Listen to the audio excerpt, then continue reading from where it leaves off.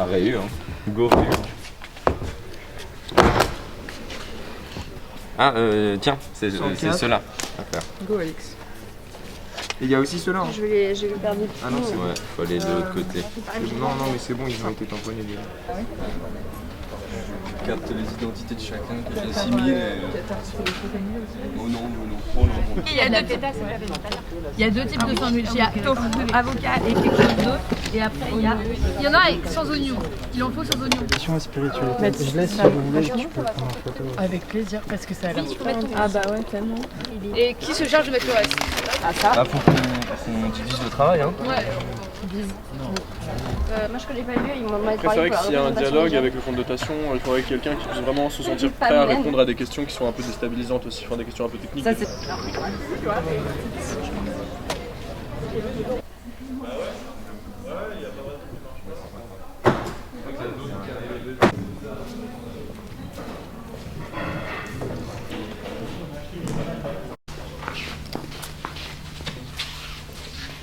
Allez, le collectif là.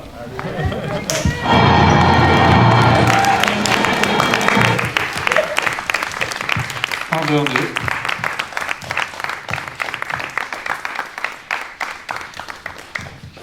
Bonsoir tout le monde.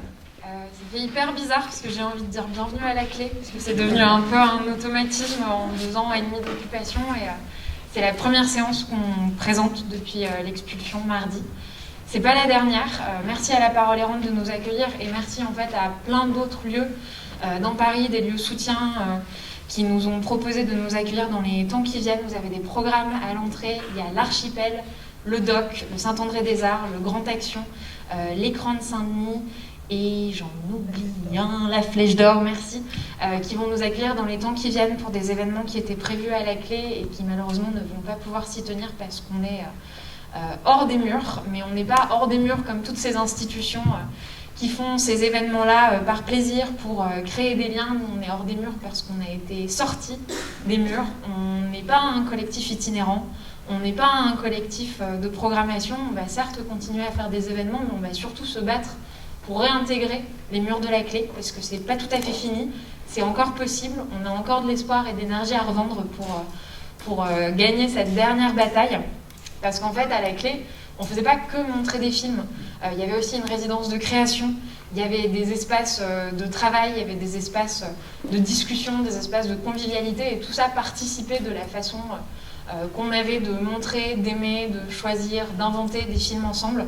Et donc on va continuer à le faire dans un lieu dédié pour lequel on continuera à mettre toutes nos forces, celles des personnes que vous voyez derrière moi et celles de dizaines et de dizaines d'autres personnes qui nous ont aidés, en particulier dans les 5 dernières semaines de mobilisation et qui continueront à se battre. Donc voilà, on va faire tous ces événements-là, on va raconter l'histoire de la clé, tout ce qui s'est inventé en 2 ans et demi, tout ce à quoi on a été autorisé à rêver pendant toute cette période qu'on a passée au 34 rue d'Aubenton, c'est-à-dire un lieu qui soit non seulement dédié à d'autres films que ceux qu'on voit dans le circuit commercial traditionnel, mais aussi et surtout à une façon différente de les montrer et de les fabriquer.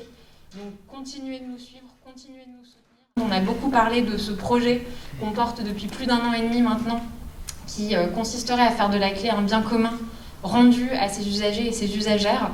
Ce projet, il est possible via un outil qu'on a créé qui est en fonds de dotation, qui permettrait de racheter la clé et d'en faire un lieu sorti du marché spéculatif, confié vraiment aux personnes qui s'occupent, qui prennent soin de ce lieu, comme nous on l'a fait pendant 2 ans et demi, comme on espère pouvoir continuer à le faire pendant des années et des années encore. Ça s'appelle Cinéma Revival. Si vous avez la moindre question sur comment ça fonctionne, sur ce que ça permet, sur le projet très innovant que ça représente, et je dis ça, enfin voilà, le mot innovant a été assez galvaudé, vidé de son sens par tout le social business qui s'en empare à l'envi, mais en fait nous on cherche vraiment à réfléchir à quelque chose de neuf qui permettrait de faire autre chose, de le faire autrement, de le faire avec vous, de le faire en collectif, de le faire horizontalement, de le faire de façon participative, inclusive, de le faire au service de luttes qui sont radicales, de le faire en autogestion.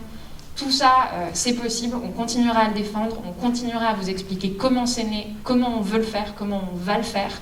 Donc suivez-nous sur les réseaux, sur notre site, continuez de venir. Merci et je laisse tout de suite la parole à Alban. Donc merci beaucoup d'être présent et présente ce soir pour cette table ronde sur le groupe SOS et sa place dans le secteur associatif. Donc, là, ce qui va se passer, c'est qu'on va faire une présentation, un petit historique, remise en contexte de la clé, donc de quelle a été la lutte, comment ça a commencé. Donc avec Elena, Alix, Pauline et Clément qui vont prendre la parole à ce sujet.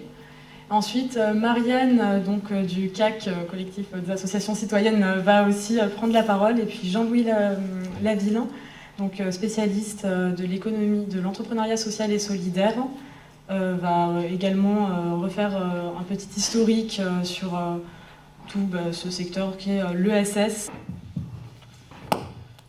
Donc la clé ouvre le 20 septembre 2019. Il y a une cinquantaine de personnes qui se réunissent en soirée pour rentrer dans le bâtiment.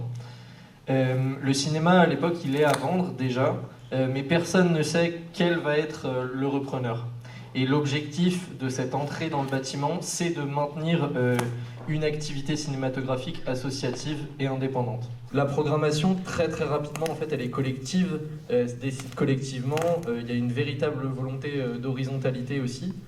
Et les médias commencent à venir farfouiller un peu, à venir voir ce qui s'y passe. Alors au départ, c'est plutôt pour savoir où est-ce qu'on dort, quels sont nos engagements, nos volontés pour le lieu. Et ensuite, ils vont se pencher plus sur notre projet politique. Aussi quand certains acteurs comme des syndicats soutiennent la clé, mais aussi des réalisateurs, réalisatrices, distributeuristes, producteuristes, des universitaires aussi qui commencent à se pencher sur l'occupation. Donc on a rapidement donné la parole au monde du cinéma, on a fait des projections avec des invités qui ont débouché sur certaines discussions. On a aussi rencontré des institutions, mais le plus important, c'est vraiment ces discussions avec les professionnels du milieu du cinéma qui nous font voir en fait qu'il y a beaucoup de problèmes, notamment liés à des dysfonctionnements du circuit commercial, et que cette envie-là de faire vivre un cinéma associatif et indépendant, elle se recoupe avec beaucoup d'envie dans le milieu.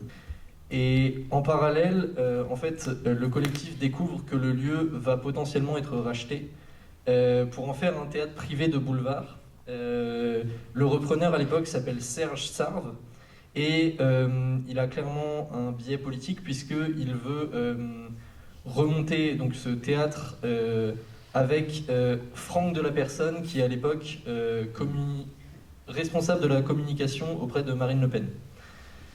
Voilà. Donc le collectif n'accepte pas bien entendu cette proposition pour des raisons assez évidentes et parvient à faire plier Serge Sarve, et à ce moment-là en fait la clé s'agrandit, il y a de nombreux soutiens qui apparaissent et aussi le collectif qui s'élargit en termes de bénévoles et de membres actifs. Et c'est un moment où les médias commencent à prendre au sérieux le projet qui se concrétise, où le collectif a des réunions avec la mairie de Paris, la mairie du 5e, le CNC, les distributeurs, les exploitants, et certains soutiens apparaissent, ceux de la mairie de Paris, de la mairie du 5e en particulier, qui sont des soutiens très précieux. Et en fait, l'image du collectif passe un peu de ce qui vous était décrit dans les médias, donc des, entre gros guillemets, rigolos squatteuses, à des gens qui défendent un vrai projet culturel. Dans ce moment-là, il y a aussi le confinement qui arrive, et le confinement, c'est un moment assez paradoxal, où d'un côté, dans un premier temps, il y a une perte des activités qui est notable, puisque c'est fermé au public, mais ça amène aussi un moment de réflexion qui est assez important sur comment montrer et continuer à diffuser des films. Et notamment, c'est le moment du plein air, où on met un projecteur dehors et puis on diffuse des films sur les murs. Et ça, c'est une image en fait assez emblématique qui est restée du cinéma à la clé et qui a été très diffusée comme une image de lutte, de résistance. Et donc en fait, c'est un vrai moment de réflexion autour donc de la diffusion. Et en fait, c'est le moment de passage d'une salle simplement avec le label Art et Essai, une salle qui ne ferait que diffuser, à un véritable lieu culturel, centre culturel, et plus que ça, un laboratoire qui crée des formes cinématographiques, des formes politiques, des formes poétiques. C'est le moment où les membres du collectif réfléchissent à ce qui va devenir le Studio 34, donc une société de production alternative, qui maintenant propose des ateliers, des résidences pour des jeunes réalisatrices. Il y a 5 projets qui ont été pris l'année dernière et qui sont suivis de films, de premiers films. Donc voilà, le confinement, c'est ce moment assez paradoxal où il y a un vrai passage vers une autre forme, une autre réflexion en fait sur qu'est-ce que peut être le cinéma à la clé. Et pourtant, on reste expulsable, la menace juridique reste très importante et on réalise que voilà, l'arme, c'est le lien avec le public, les propositions qu'on peut faire, ce que nous, on peut apporter au monde de la culture. Donc voilà, la clé devient un vrai lieu de débat, de rencontre, un lieu de lien social aussi. Donc à ce moment-là, comme depuis le début de l'occupation, ce que le collectif voulait, c'était que la mairie de Paris préempte le lieu. Mais malgré son soutien face à la préfecture de police et malgré les tentatives de la mairie d'assurer une médiation entre le CSE, donc le propriétaire, et le collectif, la mairie refuse de préempter le lieu et nous conseille de nous tourner vers des acteurs privés, nous conseille de faire un scope. Et donc nous, en dépit, on se tourne vers des acteurs privés, donc on rencontre des promoteurs immobiliers, des propriétaires de lieux culturels, on en rencontre plein et à chaque fois on reste très clair sur nos positions, qui est que ce qu'on veut, c'est défendre une programmation collective, indépendante et à prix libre, et un fonctionnement collectif et horizontal. Donc bien évidemment, on a refusé de nombreux projets de promoteurs immobiliers, et parmi ces gens qu'on rencontre, on rencontre le groupe SOS. Dès la première rencontre, le collectif trouve le groupe SOS plutôt louche. Voilà, il y avait des choses un peu bizarres, par exemple le fait que le bâtiment coûte 4 millions n'était pas du tout un problème, le fait qu'on soit en procédure juridique n'était pas du tout un problème. Et donc après cette rencontre, on commence à faire des recherches. Le collectif réalise ce qu'est SOS, c'est-à-dire une association sur le papier, mais une association qui fonctionne très clairement comme une entreprise. Ça veut dire des fonctionnements verticaux. Une association qui fait de la restructuration salariale, qui a un chiffre d'affaires de plus d'un milliard d'euros. On fait des recherches aussi sur le président de SOS, qui est donc Jean-Marc Borrello, qui est le cofondateur de La République En Marche, le second Macron. Donc on comprend très vite que leur projet ne sera pas du tout en accord avec ce que le collectif défend depuis le début.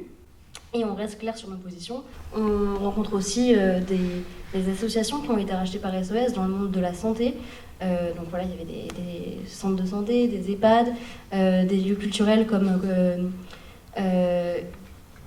Commune Image, merci. Et on réalise très vite que ce qu'ils font, c'est vraiment détruire l'esprit des lieux, qu'il n'y a absolument rien de social ni de solidaire dans leur façon de fonctionner, et que ce qu'ils cherchent avec le cinéma à la clé, c'est de faire du profit, de faire de la spéculation immobilière, là où c'est vraiment ce à quoi on se pose depuis le début. Et donc, on reste clair sur nos positions et on se lance vraiment dans ce qu'on peut appeler une sorte de lutte médiatique qui a duré plus d'1 an et demi. Et du coup, parallèlement à ça, on a entendu parler d'une structure qui s'appelle le fonds de dotation. Donc en fait, quand on en a entendu parler, ça a aussi répondu à des questionnements de notre part sur comment pérenniser un lieu. Parce que, comme disait Alix, il y a eu la préemption qui a été évoquée à un moment durant notre lutte. Mais avec le fonds de dotation, on a appris du coup que donc la fonds de dotation, c'est à la frontière entre une fondation et une association. Et le fonds de dotation, c'est une forme juridique en fait qui permet vraiment une indépendance et une pérennisation des lieux, à savoir qu'il n'y a pas d'actionnaire dans un fonds de dotation et que c'est pas soumis aux pressions financières diverses et variées qu'il pourrait y avoir. Du coup, ça permet vraiment dans le temps de pérenniser un lieu et qu'il soit surtout pas revendu. Donc en fait, on a été notamment beaucoup soutenu par la foncière Antidote, qui nous a vraiment un peu tout expliqué comment créer un fonds de dotation, eux-mêmes en ayant un. Et on a du coup créé Cinéma Revival, qui est notre fonds de dotation, qui a à l'heure actuelle 2000 donateurs environ. Et on a des mécènes aussi qui sont prêts à nous suivre pour compléter ces donations. Et du coup, en l'état, on est aussi beaucoup soutenu par d'autres juristes et conseillers pour mener à bien ce projet. Et en fait, tout simplement, un fonds de dotation et le rachat du cinéma à la clé, quand on avait entendu parler du fonds de dotation, c'était aussi l'idée d'en faire un bien commun et de séparer du coup la propriété de l'usage. Et Force est de constater aussi que ce projet il est encore plus peut-être possible que jamais, puisque le groupe SOS a annoncé mardi matin via un communiqué qu'il se retirait du rachat de la clé. Assez ironique, sachant que ça leur permet aussi également de se dédouaner complètement de l'expulsion du collectif du cinéma La Clé. Pour le groupe SOS, moi je voulais revenir un peu sur le vocabulaire qu'ils utilisent. En fait, quand le groupe SOS arrive au tout début sur l'affaire de La Clé, ils avaient absolument aucun projet, hein, ils n'avaient pas du tout étudié l'affaire. Il y a leur, je pense que c'est leur numéro 2, Nicolas Froissart, je ne sais pas si c'est le numéro 2 ou le numéro 3, c'est le porte-parole en tout cas, qui vient nous voir, et donc comme a dit Elena ou Alix, je crois, il vient nous voir et puis en fait il nous dit l'argent c'est pas un problème, machin, rien, les problèmes juridiques non plus. Et il nous dit on vous laisse faire ce que vous voulez. Donc nous, on l'a pris au mot, on lui a dit très bien, on a appelé notre avocat et puis on a dit on a un contrat pour pouvoir continuer à faire ce qu'on veut en toute autonomie. Et puis si vous voulez racheter, vous rachetez quoi. Mais on garde, voilà. Et par contre, médiatiquement, ils continuaient à se poser vraiment en sauveur de La Clé, c'est-à-dire qu'ils ont vraiment pas entendu en fait, ils n'ont pas respecté le consentement du collectif par rapport à ça. Et au fur et à mesure, du coup, notamment dans le dernier mois, là où vraiment la pression médiatique était assez intense sur SOS, ils ont écrit un projet qui est quand même, c'est 4 pages, donc c'est pas énorme non plus. Mais ce qui était assez marrant, c'est que c'est un projet qui reprend totalement, enfin l'essentiel en fait de ce qu'on a mis nous en place pendant 2 ans et de ce que ce dont ont parlé mes camarades. Donc c'est-à-dire, ils parlent de projets non lucratifs, de billetterie à prix libre, évidemment d'une programmation indépendante, de films rares, de films fragiles, de montrer des courts-métrages ou des moyens-métrages d'auteurs émergents, organiser des débats, etc. Et il y a quelque chose de très intéressant, je trouve que ce projet-là, enfin en tout cas ce qu'ils proposent là, ça témoigne vraiment de leur volonté de récupération. Et par rapport à ça, il y avait une tribune de la SRF qui est sortie l'an dernier en soutien à notre collectif qui disait « Si le groupe SOS souhaite racheter La Clé aujourd'hui, malgré l'absence de consentement de son occupant actuel, c'est bien pour racheter l'image d'un cinéma en lutte, une marque qu'il ne manquera pas de vider de sa substance politique, esthétique et contestataire. » Et justement, en fait, quand on se penche un peu plus sur le vocabulaire qu'utilise le groupe SOS pour définir globalement son action culturelle, là, c'est des mots qui sont vraiment différents, donc on ne parle plus du tout de prix libre, ni de programmation indépendante, on parle de start-up culturelle, d'entrepreneuriat culturel, d'industrie culturelle et créative, donc je ne sais pas trop ce que ça veut dire. Enfin bref, en tout cas, c'est vraiment une conception complètement désincarnée de la culture qui est totalement... c'est toujours accolé avec des concepts marchands, quoi. J'ai été journaliste au journal Lien Social, puis rédactrice en chef du journal Lien Social, et à ce titre, j'ai observé ce groupe SOS dans le monde du social et du médico-social. C'est de là d'où il vient, en fait. Parce que le président du groupe SOS, Jean-Marc Borrello, il a créé le groupe en 1984. C'est un ancien éducateur spécialisé qui est passé par le monde de la nuit avec Régine. Il gère notamment le Palace appartenant au groupe Régine, dont il est alors le PDG. Puis il crée avec elle l'association SOS Drogue Internationale, qui est la première pierre de l'édifice de son groupe. Petit à petit, il va s'agrandir en absorbant des associations dans le champ de la lutte contre le VIH-Sida d'abord, puis dans tout le secteur social et médico-social, où le groupe gère toutes sortes d'institutions aujourd'hui, de la crèche jusqu'à la maison de retraite, en passant par des structures qui accompagnent des personnes handicapées, des entreprises d'insertion, des structures de protection de l'enfance, et j'en passe beaucoup. En fait, on peut voir aussi que le succès de ce groupe, c'est aussi le résultat d'une politique sociale de l'État qui, depuis de nombreuses années, a de plus en plus recours à des appels d'offres au détriment des subventions. Ça a inversé en fait le rapport des associations à l'État. Avant, elles construisaient un projet pour répondre à une problématique de terrain et chercher des financements pour le réaliser. Maintenant, elles doivent s'inscrire dans des appels d'offres élaborés par la puissance publique, ce qui change complètement le rapport. Et cette situation pousse à une concurrence entre les associations. Elle encourage les fusions, les regroupements, elle favorise les grands groupes, justement, comme le groupe SOS, et un système qui, au final, place les associations comme des prestataires de services, en fait, de l'État, dans un contexte de baisse générale des moyens, une sorte de sous-service public. L'autre pilier du groupe, de la force de ce groupe, c'est l'immobilier. En fait, le groupe s'appuie sur un patrimoine immobilier qui est évalué à 500 millions d'euros, qu'il s'est constitué en achetant des bâtiments pour des projets sociaux, donc avec des subventions, mais également en récupérant en même temps que les associations. C'est pour ça qu'il est très intéressé par des associations qui ont du patrimoine immobilier. Enfin, surtout, pour Jean-Marc Borrello, l'association, c'est ringard, c'est dépassé, c'est pas efficace pour répondre aux besoins de la société, en fait. Il explique très bien dans son livre. Alors, attendez,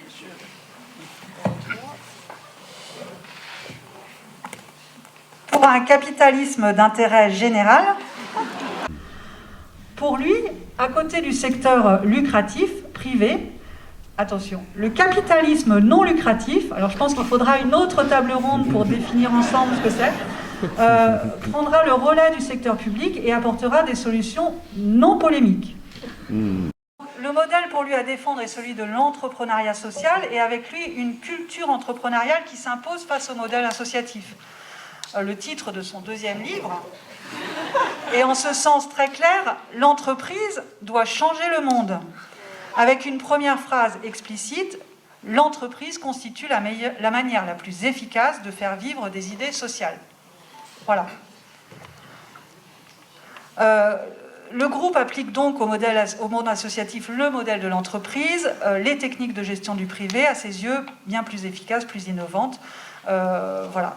Pour asseoir cette vision, le patron du groupe SOS a créé en 2010 le mouvement des entrepreneurs sociaux, le MOVE, devenu aujourd'hui le mouvement Impact France. Ce mouvement est devenu au fil des ans un puissant lobbying en faveur de leur vision d'adaptation du capitalisme au mouvement de contestation en fait, qui émerge de la société civile.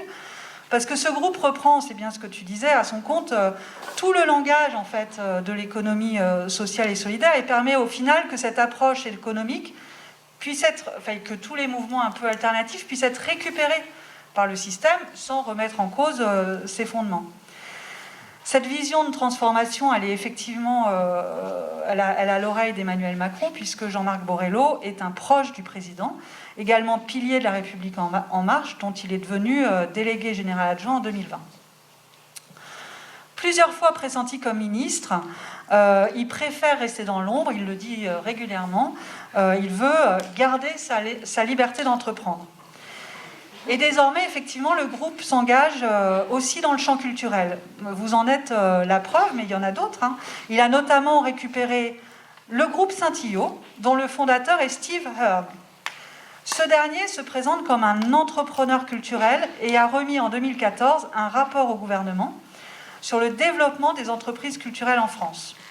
Pour lui, je vais vous faire encore des citations, hein, l'action culturelle peut et doit désormais reposer sur l'entrepreneuriat et sur des modèles économiques rentables, sans considérer les fonds publics comme une manne venant systématiquement pallier des déséquilibres soi-disant structurels. Donc, son discours, Steve Hearn, qui a donc rendu ce rapport au gouvernement, est clair. En tant qu'entrepreneur, je préfère défendre l'idée que nous devons trouver un modèle économique intelligent qui sache concilier exigence culturelle et efficacité économique. À l'époque, en 2014, il appelait à la création de fonds de capital risque dédiés à la culture. Aujourd'hui, ces fonds existent. Il y en a un qui est appuyé sur BPI France et qui est doté de 225 millions d'euros et un autre qui est doté de 100 millions d'euros et qui veut, là aussi, je cite, produire un impact économique et social mesurable par et pour la culture. Donc voilà, on est vraiment dans un système très bien construit, pensé. En fait, ça mobilise aussi un discours sans adversaire. C'est un terme que j'ai repris à un sociologue qui a écrit ça dans un article, Clément Jérôme, parce qu'il se limite à une critique vraiment consensuelle des abus les plus flagrants du système économique. Parce que si vous lisez le début, enfin bon, c'est peut-être pas la peine, mais le début du capitalisme d'intérêt général, voilà, le capitalisme, voilà, il y a des dérives, etc., etc. Donc, mais sans remettre les fondements en cause. Au contraire, ils aménagent le système tout en récupérant tous les maux des mouvements alternatifs. Et au final, ils permettent même de redorer certaines grandes entreprises responsables pourtant des problèmes sociaux et écologiques contemporains. Ils viennent de signer, par exemple, un grand accord avec Google France. D'où vient ce mouvement mondial? Parce qu'en fait, c'est ça, c'est que c'est un mouvement international. Le groupe SOS, dont la stratégie veut qu'il soit dans 10 ou 15 ans le plus grand groupe d'économie sociale et solidaire du monde, ça s'inscrit aussi dans un mouvement qui s'est révélé à la fin du XXe siècle, et je pense que c'est intéressant de revenir un instant sur ce mouvement. Donc, allons-y à grands coups de serpe. Il y a une tradition depuis le XIXe siècle d'entreprises non capitalistes, qui sont des entreprises qui ont 3 statuts principaux, associations, coopératives et mutuelles, et qui existaient depuis le XIXe siècle. Elles ont été reconnues dans la seconde partie de ce XIXe siècle.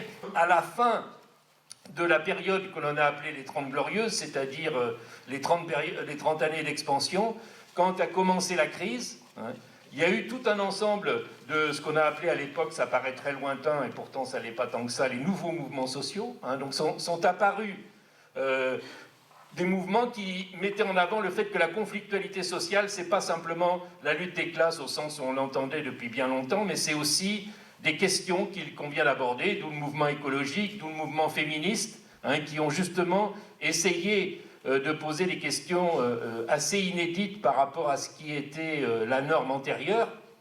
Et ces mouvements ont eu, on le sait, dans les années 60-70, un grand effet. C'est-à-dire qu'ils ont vraiment eu un effet de perturbation des sociétés qui s'est révélé dans plusieurs continents. Et ça a engendré en fait une grande peur des pouvoirs établis. Et on a vu une multiplicité de publications dans les années 70 et dans les années 80 qui s'adressaient au gouvernement. Je pense par exemple au célèbre rapport qu'ont fait Huntington, Crozier et Watanuki pour la trilatérale au début des années 80. C'est tout un ensemble de textes, et ça va être relié par ceux qui vont avoir le prix Nobel dans les années 70, c'est-à-dire Hayek et Friedman. C'est donc ce qu'on a appelé le néolibéralisme qui se constitue à cette époque-là et qui n'est pas un projet économique. Le néolibéralisme, c'est beaucoup plus large que ça, c'est un projet anthropologique en fait. C'est d'arriver à arrêter les excès de la démocratie, je les cite, et arriver à retrouver une société dans laquelle la démocratie serait limitée, et c'est la concurrence qui redeviendrait le principe moteur de l'ensemble de la société. Donc ça va être théorisé et ça va être mis en application à partir des années 80. On le sait d'abord en Amérique du Sud, et puis ensuite en Afrique, et puis dans les programmes que l'on va connaître aussi en Europe. Et donc, il va y avoir cette façon de faire du néolibéralisme qui va entraîner à son tour beaucoup de réactions de la société. Et donc, avec Seattle, avec le Forum social mondial, il va y avoir là à nouveau des craintes de la part des pouvoirs dominants. Et on va se retrouver, surtout après 2008, avec ce que j'appellerais une seconde vague de néolibéralisme, qui n'est plus comme le premier néolibéralisme uniquement un éloge de la concurrence généralisée, mais qui va essayer d'intégrer ce qui va être théorisé principalement au niveau international par Mohamed Younous, c'est-à-dire, c'est une variante que reprendra Borrello au niveau français, Younous ne parle pas de capitalisme d'intérêt général, mais de capitalisme à but social. Donc en fait, l'idée, c'est qu'en fait, il faudrait reprendre l'ensemble des initiatives citoyennes qui ont succédé aux nouveaux mouvements sociaux, qui se sont répandus dans le monde, et essayer de faire la même chose en dépolitisant tout ce champ. Donc il s'agit véritablement de proposer, c'est pour ça que c'est un discours sans adversaire, c'est-à-dire de proposer d'être professionnel du point de vue de la gestion, qui peut être contre. Donc on va avoir ce capitalisme à but social, qui va devenir évidemment une option extrêmement séductrice pour les grandes entreprises et pour les médias, puisque on va avoir le développement de cette approche dans, par exemple, des grandes universités américaines qui ont, à Yale, à Harvard, on a aujourd'hui des entités autour du social business. Donc cette idée du social business, c'est le fait qu'il peut y avoir un capitalisme social. Donc où est le problème? Finalement, le capitalisme, comme le dit Younous, était incomplet. Mais maintenant, nous allons avoir un capitalisme complet, c'est-à-dire un capitalisme qui à la fois va générer des problèmes sociaux et écologiques, mais qui va générer les moyens de le résoudre. Donc nous n'avons pas du tout à poser des questions politiques. Le tout, c'est d'être efficace dans la gestion de ces corrections d'un système qui désormais ne peut plus être questionné. Et je pense que c'est ça en fait le projet qui est mené au niveau international et dont le groupe SOS est une des déclinaisons nationales, même si aujourd'hui il veut s'élargir à de nombreux pays. Et donc il y a quelques années on s'est dit mais qu'est-ce que c'est que ce truc ? Et on a essayé de commencer à faire des recherches sur l'entrepreneuriat social, sur le social business. La première chose dont on s'est rendu compte, c'est que c'est très difficile de faire des recherches indépendantes. Pourquoi ? Parce que l'un des éléments qui est clé dans ce mouvement, c'est que le discours reste le monopole des promoteurs. Par exemple, toutes les opérations que Mohamed Younous a promues ensuite, puisque c'était avec Danone, prolongé par Zidane et d'autres vedettes mondiales, tout cela ne peut pas être analysé d'une façon qui soit indépendante. C'est-à-dire que c'est uniquement un discours qui est constitué par ceux qui défendent ça et qui vous expliquent que de toute façon, vous ne pouvez pas non plus être contre, puisque c'est pour une meilleure nutrition au Bangladesh ou pour assainir l'eau en Inde. Donc vous seriez vraiment des sans-cœurs si vous étiez contre ce type de projet. Donc on a cette façon de montrer que finalement il peut y avoir un capitalisme conscient, un capitalisme à but social, et on n'a pas du tout d'informations qui soient fiables en dehors de ce discours sur qu'est-ce qui se passe vraiment dans les social business, l'entrepreneuriat social tel qu'il est mis en place. Et donc on a essayé modestement, avec les moyens du bord, de faire une première recherche en liant en fait des équipes qui travaillent en Amérique du Nord, en Europe et en Asie, pour voir finalement, au bout de quelques temps, qu'est-ce que donnait cet entrepreneuriat social sur le terrain. Et en fait, la première chose dont on s'est rendu compte, c'est qu'en fait, tout le monde s'en fout de ce que ça donne sur le terrain. C'est-à-dire que le discours, c'est une économie de la promesse. C'est-à-dire, peu importe que les choses soient réalisées ou pas. Et finalement, il y a très peu de réalisations au niveau international, alors que, parallèlement, ça se présente comme la solution mondiale pour éradiquer la pauvreté. Mais toutes les expériences qui ont eu lieu ne sont que des expériences qui sont restées beaucoup en deçà des ambitions qui étaient affichées. Mais peu importe, puisque de toute façon, il y a de nouveaux projets qui sont émis qui vont permettre de déplacer la curiosité vers quelque chose de nouveau. Et ce que l'on a pu constater aussi, c'est qu'il y a une séduction importante de ce discours auprès des responsables politiques. C'est-à-dire que les responsables politiques, finalement, sont souvent assez ouvert à ce discours qui est un discours finalement de on va vous débarrasser de ce milieu associatif inefficace et on va le remplacer pour vous faire de grandes solutions uniformisées et managérialisées. Parce qu'en fait c'est ça, il y a des possibilités de faire des solutions à grande échelle. C'est toujours l'idée qu'il faut sortir des petits trucs et aller vers la grande échelle.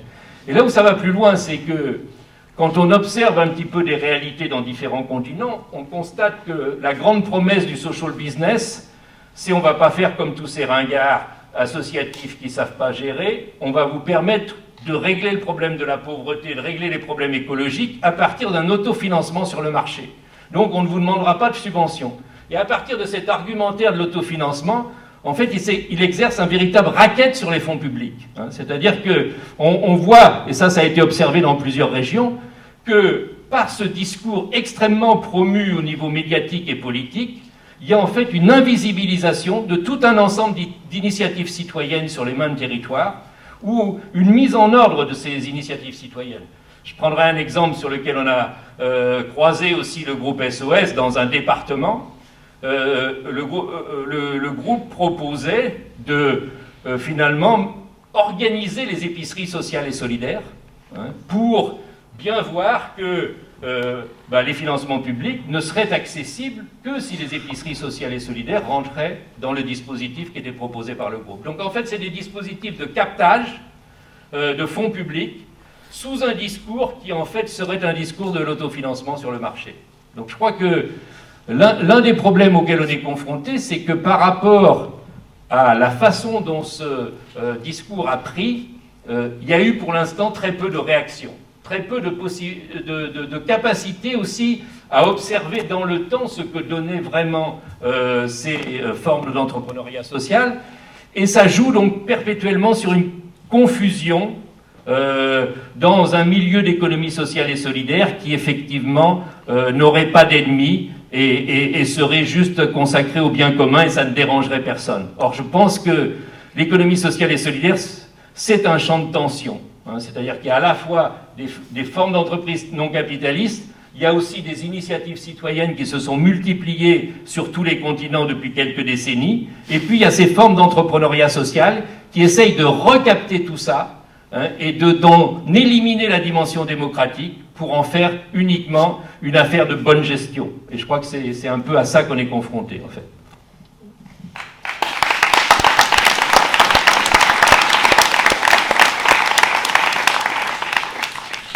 Et est-ce que je peux vous demander pourquoi alors s'en prendre à la culture maintenant? Quels sont les intérêts de mettre la main sur le milieu culturel?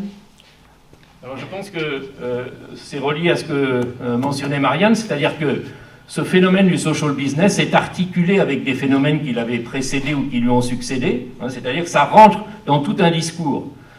Le social business, l'entrepreneuriat social n'est pas tout seul, il s'articule, il s'arrime sur la responsabilité sociale de l'entreprise. Il s'arrime sur de nouveaux mouvements comme la venture philanthropie qui promeut une philanthropie au niveau international qui serait beaucoup plus soucieuse de rentabilité.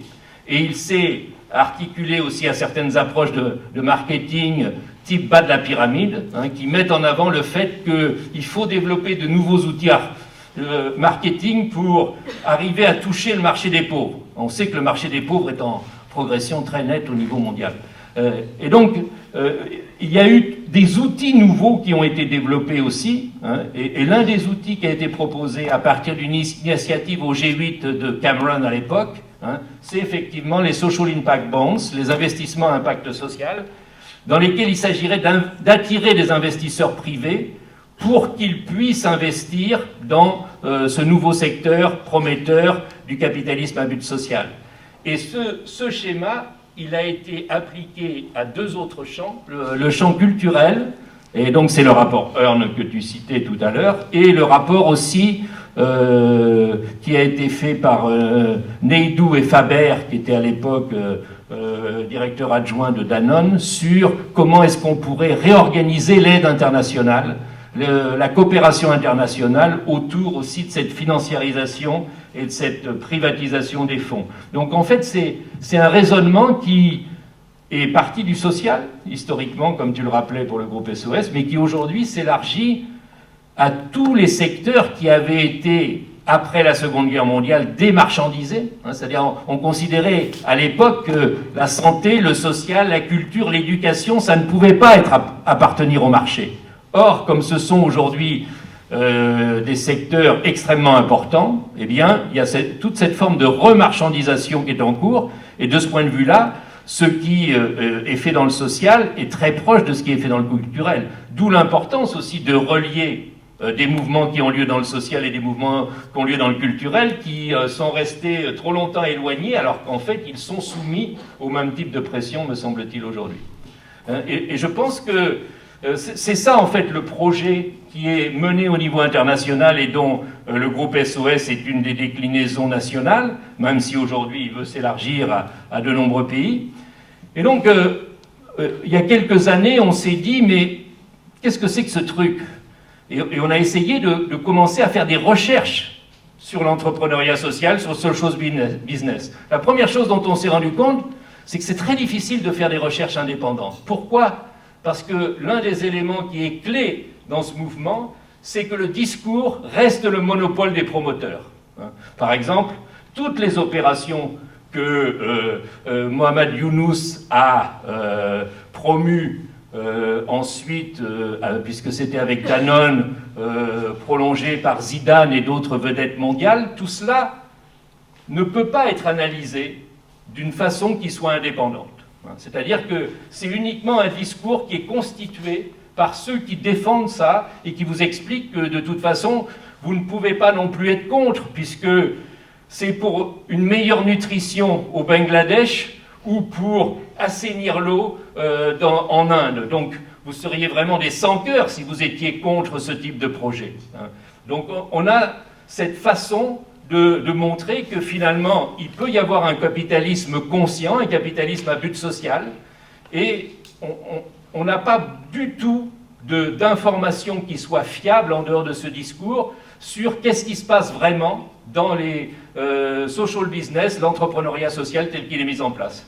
Et donc on a essayé modestement, avec les moyens du bourg, de faire une première recherche en liant en fait des équipes qui travaillent en Amérique du Nord, en Europe et en Asie, pour voir finalement, au bout de quelques temps, qu'est-ce que donnait cet entrepreneuriat social sur le terrain. Et en fait, la première chose dont on s'est rendu compte, c'est qu'en fait, tout le monde s'en fout de ce que ça donne sur le terrain. C'est-à-dire que le discours, c'est une économie de la promesse. C'est-à-dire, peu importe que les choses soient réalisées ou pas. Et finalement, il y a très peu de réalisations au niveau international, alors que, parallèlement, ça se présente comme la solution mondiale pour éradiquer la pauvreté. Mais toutes les expériences qui ont eu lieu ne sont que des expériences qui sont restées beaucoup en deçà des ambitions qui étaient affichées. Mais peu importe, puisque de toute façon, il y a de nouveaux projets qui sont émis, qui vont permettre de déplacer la curiosité vers quelque chose de nouveau. Et ce que l'on a pu constater aussi, c'est qu'il y a une séduction importante de ce discours auprès des responsables politiques. C'est-à-dire que les responsables politiques, finalement, sont souvent assez ouvert à ce discours qui est un discours finalement de on va vous débarrasser de ce milieu associatif inefficace et on va le remplacer pour vous faire de grandes solutions uniformisées et managérialisées. Parce qu'en fait c'est ça, il y a des possibilités de faire des solutions à grande échelle. C'est toujours l'idée qu'il faut sortir des petits trucs et aller vers la grande échelle. Et là où ça va plus loin, c'est que quand on observe un petit peu des réalités dans différents continents, on constate que la grande promesse du social business, c'est on ne va pas faire comme tous ces ringards associatifs qui ne savent pas gérer, on va vous permettre de régler le problème de la pauvreté, de régler les problèmes écologiques à partir d'un autofinancement sur le marché. Donc on ne vous demandera pas de subvention.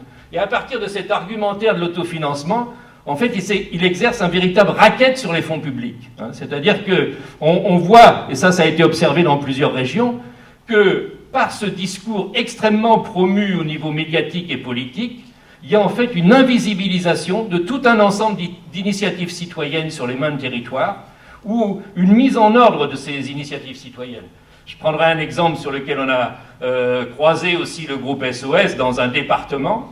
Le groupe proposait de finalement organiser les épiceries sociales et solidaires pour bien voir que les financements publics ne seraient accessibles que si les épiceries sociales et solidaires rentraient dans le dispositif qui était proposé par le groupe. Donc en fait, c'est des dispositifs de captage de fonds publics sous un discours qui en fait serait un discours de l'autofinancement sur le marché. Donc je crois que l'un des problèmes auxquels on est confronté, c'est que par rapport à la façon dont ce discours a pris, il y a eu pour l'instant très peu de réactions, très peu de capacité aussi à observer dans le temps ce que donnaient vraiment ces formes d'entrepreneuriat social, et ça joue donc perpétuellement sur une confusion dans un milieu d'économie sociale et solidaire qui effectivement n'aurait pas d'ennemis et serait juste consacré au bien commun et ça ne dérangerait personne. Or je pense que l'économie sociale et solidaire c'est un champ de tension, c'est-à-dire qu'il y a à la fois des formes d'entreprises non capitalistes, il y a aussi des initiatives citoyennes qui se sont multipliées sur tous les continents depuis quelques décennies, et puis il y a ces formes d'entrepreneuriat social qui essayent de recapter tout ça et d'en éliminer la dimension démocratique pour en faire uniquement une affaire de bonne gestion. Et je crois que c'est un peu à ça qu'on est confronté, en fait.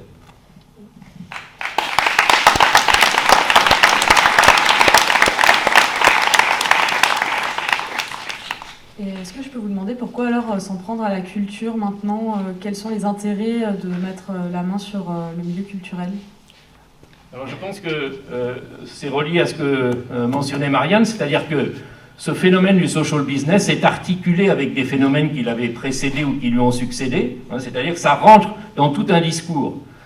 Le social business, l'entrepreneuriat social n'est pas tout seul, il s'articule, il s'arrime sur la responsabilité sociale de l'entreprise. Il s'arrime sur de nouveaux mouvements comme la venture philanthropie qui promeut une philanthropie au niveau international qui serait beaucoup plus soucieuse de rentabilité.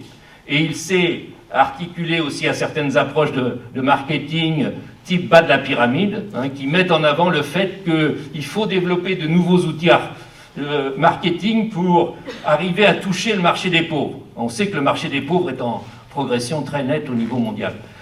Et donc, il y a eu des outils nouveaux qui ont été développés aussi, hein, et l'un des outils qui a été proposé à partir d'une initiative au G8 de Cameron à l'époque, hein, c'est effectivement les Social Impact Bonds, les investissements à impact social, dans lesquels il s'agirait d'attirer des investisseurs privés pour qu'ils puissent investir dans ce nouveau secteur prometteur du capitalisme à but social. Et ce schéma, il a été appliqué à deux autres champs, le champ culturel, et donc c'est le rapport Hearn que tu citais tout à l'heure, et le rapport aussi qui a été fait par Neidou et Faber, qui étaient à l'époque directeur adjoint de Danone, sur comment est-ce qu'on pourrait réorganiser l'aide internationale, la coopération internationale autour aussi de cette financiarisation et de cette privatisation des fonds. Donc en fait, c'est un raisonnement qui est parti du social, historiquement, comme tu le rappelais pour le groupe SOS, mais qui aujourd'hui s'élargit à tous les secteurs qui avaient été, après la Seconde Guerre mondiale, démarchandisés. Hein, c'est-à-dire, on considérait à l'époque que la santé, le social, la culture, l'éducation, ça ne pouvait pas appartenir au marché. Or, comme ce sont aujourd'hui des secteurs extrêmement importants, eh bien, il y a toute cette forme de remarchandisation qui est en cours, et de ce point de vue-là, ce qui est fait dans le social est très proche de ce qui est fait dans le culturel. D'où l'importance aussi de relier des mouvements qui ont lieu dans le social et des mouvements qui ont lieu dans le culturel, qui sont restés trop longtemps éloignés, alors qu'en fait, ils sont soumis au même type de pression, me semble-t-il, aujourd'hui. Ouais, même si là, visiblement, nous, on en est débarrassé, on reste conscient et consciente qu'ils existent et que ça, c'est quand même un gros problème. Ouais, s'il y a des gens ici dans la salle qui luttent, ont lutté ou luttent, enfin peut-être qu'à l'avenir, il y a des gens qui lutteront contre le groupe SOS ou contre ce type de groupe, voilà, nous on sera toujours aussi présents pour répondre, pour vous faire rencontrer Marianne. Ça, en effet, c'est très complexe. Et voilà quoi, nous, tout le monde n'a pas les armes pour comprendre exactement ce qui se passe, d'autant plus qu'il y a très peu d'articles de presse aussi sur le sujet. Enfin, c'est quand même, on a beaucoup cherché nous avant de comprendre à qui on avait affaire, voilà. Enfin, d'autant d'articles critiques surtout en fait, et d'articles de fond. Donc voilà. Si vous voulez, on se retrouve dans 30 minutes pour la projection du film. Ok, c'est bien, tu sais pas? Non, alors moi, elle n'est pas continuée pour moi. C'est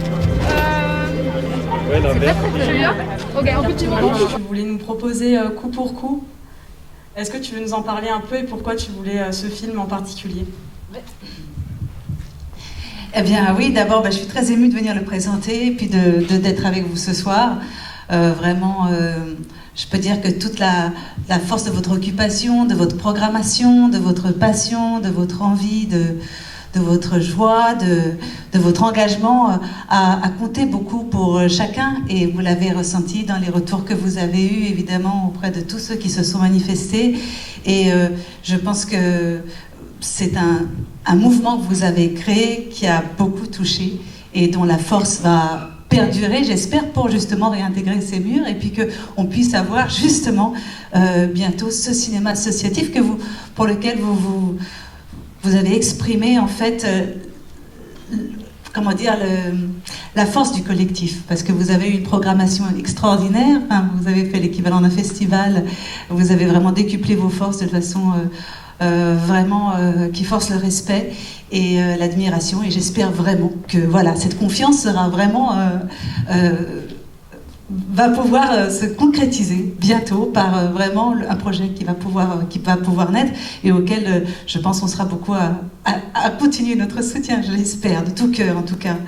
Et quand vous m'avez proposé de venir pour une carte blanche, je venais de voir ce film coup pour coup. Ça m'a paru être une bonne proposition pour le cinéma La Clé, quand on devait venir le faire au cinéma, puisque c'est une occupation d'une usine par des femmes. Et je me disais, voilà, ça va être fort aussi peut-être de voir ce film. Et en ce moment, alors qu'il y avait cette histoire forte aussi, qui se vivait en direct à La Clé.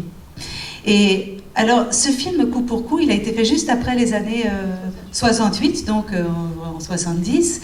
Et puis, une réflexion se donnait pour les cinéastes de se dire, on voudrait donner la parole. On voudrait donner la parole à des gens qui n'ont pas la parole, justement. On voudrait leur redonner cette parole, et peut-être que les films parlent et sont racontés par des gens d'un certain milieu, sur des gens d'un certain milieu. Voudraient redonner la parole à ces gens-là pour qu'ils prennent la parole eux-mêmes, c'est-à-dire pas un réalisateur qui ferait un film sur des ouvrières, mais donner la parole aux ouvrières elles-mêmes.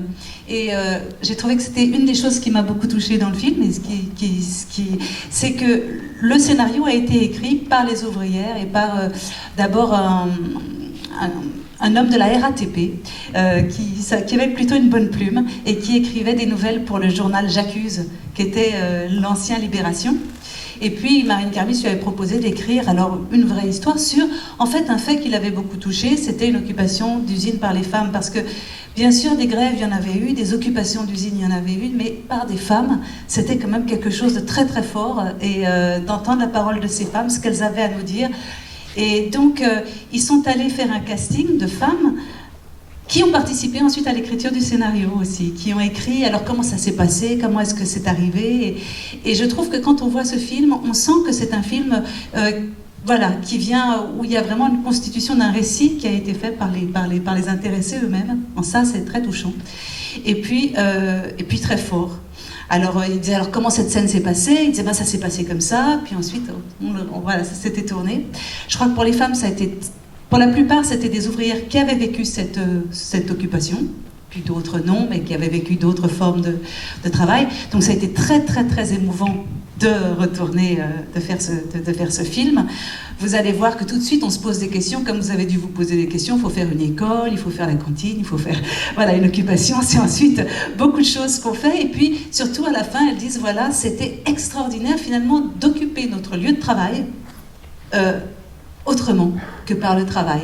Et puis aussi elle disait voilà, on n'a peut-être pas eu toutes les négociations qu'on a eues, mais en tout cas il y a eu quelque chose de très très fort, c'est qu'on a été unis. Et ça... on sait que c'est quelque chose, c'est une expérience qu'on n'oublie pas toute sa vie, une fois qu'on l'a vécue. Enfin, je veux dire, c'est une confiance, c'est une force qui peut vraiment nous traverser pour soulever des montagnes. Et je pense que c'est ce que je vous souhaite, vraiment absolument. On se rend compte quand même que quand une programmation est faite avec passion, avec enthousiasme, quand il y a des gens derrière, il y a quand même un public qui vient, parce qu'on sent qu'il se passe quelque chose, et du coup on vient. C'est-à-dire qu'on vient vous présenter un film qu'on a aimé, et ça c'est un lien qui est comme une main qu'on serre avant de regarder un film, voilà, et ça crée un lien qui est très fort. C'est ce que vous avez fait à La Clé, et je crois que c'est quelque chose de très réussi, parce que quelqu'un vienne vous dire voilà pourquoi je vous présente ce film ce soir, c'est comme si on présentait un ami. Quand on présente un ami, on est là, on ne dit pas donnez-vous rendez-vous au café au dé, on vient, on fait les présentations, on est là, et je crois que ça change tout en fait. Voilà, on vient aussi pour créer du lien et créer du lien avec cette histoire du cinéma et cette histoire des histoires, et voilà. Bon, et bien écoutez, merci, et puis bonne traduction.